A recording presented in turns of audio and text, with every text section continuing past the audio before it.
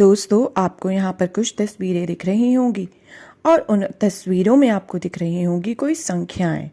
तो चलिए देखते हैं ये तस्वीरें आखिर क्या हैं, जो कि ली गई है आपकी NCERT की कक्षा तीसरी की पुस्तक गणित का जादू के पाठ 6 से।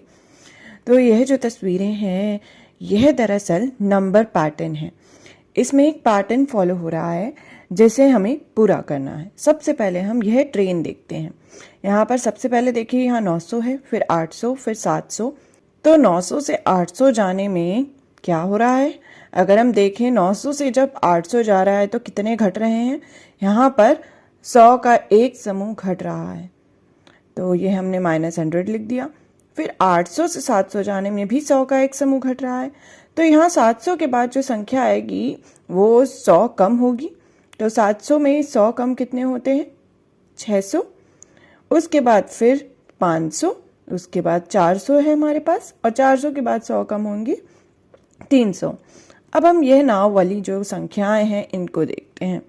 तो सबसे पहले जो संख्या हमें दी हुई है पहले से, वो है यहाँ पर जो आनी है वो, लेकिन वो तो नहीं दी हुई है। उसके बाद वाली संख्या हमें दी हुई है, यह है 25, फिर 35, फिर 45। तो जो संख्याएं हमें दी हुई हैं हम पहले उनमें पैटर्न देखते हैं।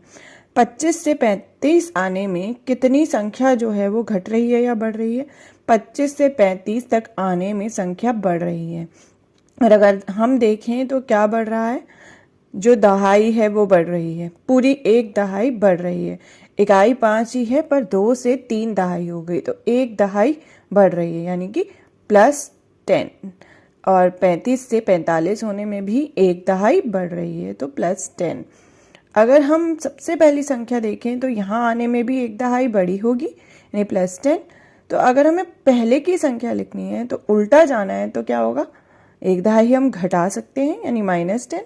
तो 25 में से 10 अगर घट जाए, एक दहाई घट जाए, तो कितना होगा? वो होगा एक दहाई और 5 इकाई, यानी कि 15। अब अगर हम 45 के बाद वाली संख्या लिखें तो यहाँ पर एक दहाई बढ़ेगी, जो कि हो जाएगी 55। 55 के बाद एक दहाई बढ़ाएंगे तो कितने होंगे? वो हो जाएंगे 65, यानी 65। तो हमारा ये पैटर्न भी पूरा हो गया।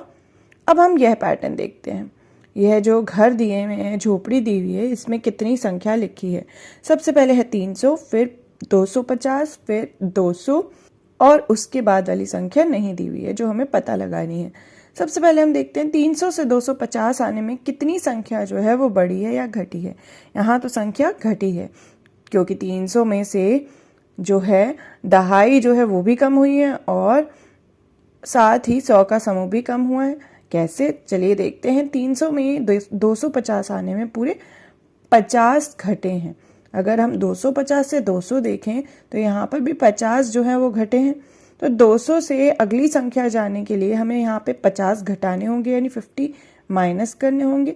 200 में से यदि हम 50 घटाते हैं तो हमारे पास कितना बचता है? हमारे पास बचता है 150, यानी कि 150। अगर हम 150 से आगे बढ़े तो हमें 50 घटाने होंगे। 150 में से अगर हम 50 हटा दें, 5 दहाइयाँ हटा दें, तो कितना बचेगा? हमारे पास 0 दहाई बचेगी और यहाँ हो जाएगा 100। 100 में से अगर हम फिर से 50 घटाएंगे तो हमें अगली संख्या मिल जाएगी। 100 में से 50 गए तो बचे 50। तो हमारा ये पैटर्न जो है सारी संख्याओं वाला वो पूरा हो गया। अब देखिए दोस्तों, यहाँ एक पैटर्न और दिया हुआ है। इस बार कोई तस्वीर नहीं है, सीधा संख्याओं का पैटर्न दिया हुआ है। चलिए देखते हैं यहाँ क्या पैटर्न फॉलो हो रहा है। तो ध्यान से देखिए, 50 के बाद है 100, 100 के बाद 150, 150 के बाद 200।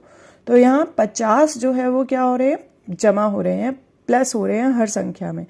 तो 50 के बाद 100, 100 के बाद 150, 150 के बाद 200, तो 200 के बाद 50 जोड़ेंगे तो आएगा 250, 250 में 50 जोड़ेंगे तो 300, 300 में 50 जोड़े तो 350, 350 में 50 जोड़े तो आएंगे 400। तो हमारा ये पैटर्न भी पूरा हुआ। अब यह पैटर्न देखिए, यहाँ पे क्या हो रहा है? 280 के बाद आ रहा है 260, तो यहाँ पर तो 2 दहाई कम हो गई हैं। फिर आया 240, वहाँ पे भी 2 दहाई कम हुई। 220 में भी 2 दहाई कम हुई। तो 220 के बाद अगर हम आंसर जानना चाहते हैं तो हमें क्या करना होगा? 2 दहाई कम करनी होगी। तो 220 के बाद 2 दहाई कम करेंगे, 20 घटा देंगे तो आएगा 200। उसके बाद आएगा 180, 160, 140। तो हमारा यह पैटर्न भी हुआ पूरा। अब यह पैटर्न देखिए और इसे आप स्वयं पूरा करिए। तो दोस्तों हमने संख्या पैटर्न को पूरा किया। Complete the number pattern.